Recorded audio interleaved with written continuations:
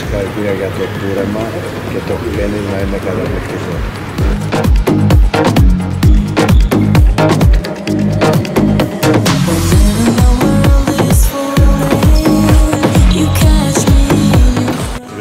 Βγάζουμε παίκτες όπως ήταν παλιά η Ηρακλής, όταν βγήκαν Διαμαντίδης, Σιωτσιανίδης, Παπαδόπουλος, όλοι αυτοί θέλουμε να συναντιάξουμε Ηρακλή όλη την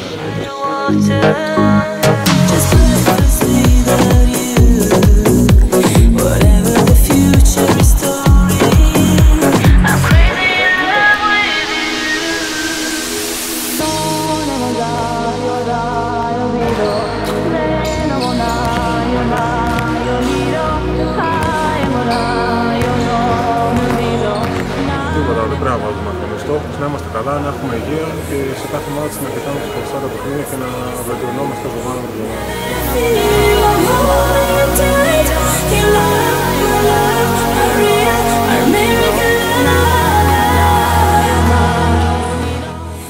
Τον κόσμο θα θέλουμε δίπλα μας, μακάρι να είναι σε όλα τα μάτια δίπλα μας, κοντά μας, να γεμίσει το Ιβανόφιο.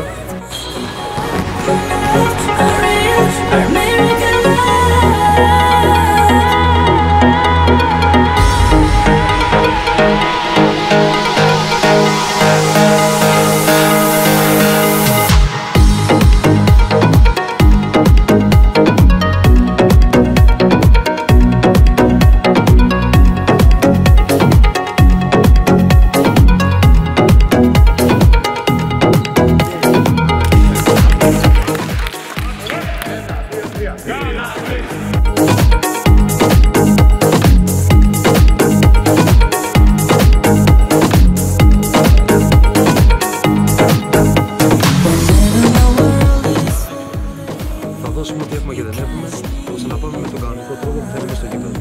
Και να είναι σίγουροι ότι εμείς είμαστε εδώ και θα παλεύουμε κάθε Σάββατο για αυτούς και για αυτούς.